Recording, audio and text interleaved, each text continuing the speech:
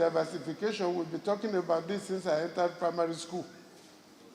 In fact, if you go to your OA Lawal, Economics of West Africa, it is there. We all read it for WAEC exams. Yet the country is not diversified. And we have produced leaders. And you look, we know those who ruined this economy. They are not spirits. They didn't come from heaven. If you give me a piece of paper, I can list at least 100 of them for you. But they are working free, no punishment. Corruption, we talk about it, but there is no serious sanction. Even when the court sentences people to jail, they add a light fine to it, which they pay with a smile, and go back home to spend the loot. There are things we must do seriously to diversify the economy. Things we must do seriously for outsiders to take us seriously. Things we must do seriously for those who even steal money to invest it in the economy. More money is stolen in America per capita than in Nigeria. But they don't bring it to banks in Nigeria. But when we do it here, the first place is to see how we take it out. Though there are a lot of controls now, which we must commend the government. The roundtable event is coming at a time the country is in dire need of diversifying her economy.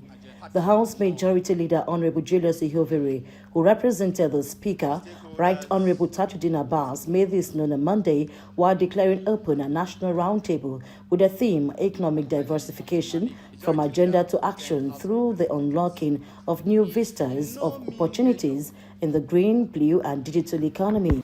The issue of insecurity is important for economic diversification. In my own constituency that I know very well, half of the farmers don't go to farm anymore. 2-3 weeks ago, I had to contribute to paying ransom to rescue the son of my woman leader. Because the police couldn't help her, the DSS couldn't help her, and she had to look for money to pay. Otherwise, they said, we'll waste him in 3 days if you don't pay. But before then, bring us Gary, Indomie, Indian hemp, and Tramadol. So the security situation is very, very important. To go to my own constituency, just this last weekend, I had to take 6 policemen from here, take 1 from Benin, take 4 soldiers from Sobe, to go to my village where I'm the traditional prime minister. So these are things that, in fact, how do you go and put a hotel in such a place, for example? Who will stay there? When you know there are bandits left, right, and center. And finally, our young people, the women, we're talking of the gender bills. We have never had a House of Representatives that is as open, as accommodating, and prepared to work with civil society than this one. Yet, I'm not seeing the civil society organizations taking advantage of this. We've never had the number of intellectually inclined legislators as we have as this one. Persons who are ready to work and deliver. We did an open week recently, inviting everybody. Come and question us, ask us. All they're interested in your salary, your allowances, as if we shouldn't earn salaries and allowances to do the work. You know, there are critical issues affecting Nigeria, and if we do not discuss them, find solutions to them, put them in the appropriate boxes, we will not come up with a holistic agenda that will enable diversification to take place and the prioritization of the green, blue, and digital economy. The chairman of the House Committee on Monitoring, Evaluation and Implementation of Legislative Agenda, Honorable Dr. Patrick Umo, stressed the need for the committee to pay more attention to priority areas to include economic diversification. Honorable Umo said Nigeria is in a sorry state, hence the need to make laws and bring stakeholders together to salvage the situation.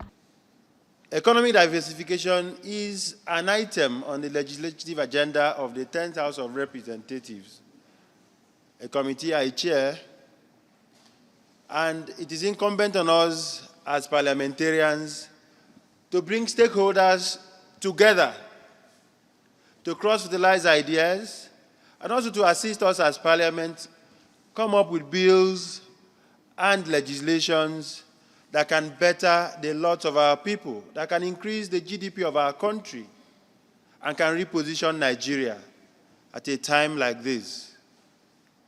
Nigeria is in a sorry state. That is being blunt.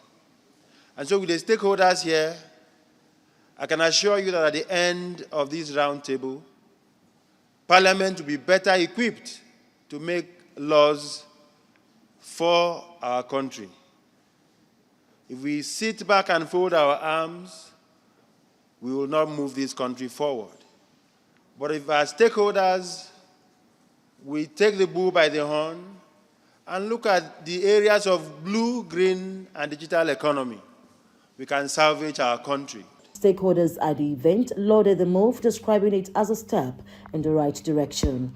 There is a need for Nigeria as a country, as one of the largest economies on the continent, as a leader in what we call global Africa, to start looking seriously at the question of diversification. It is imperative because we need to build a Nigerian economy that is more able to resist to external shocks. Overall goal is to strengthen Nigerian democracy, but again, to develop the country sustainably.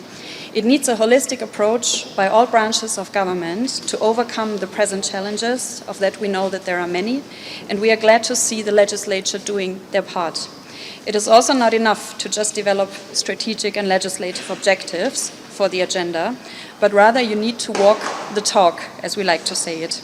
This event had in attendance stakeholders from different sectors of the economy, with one aim in mind: to chart the way forward on diversification. From the National Assembly, Grace Ike, ADBN News.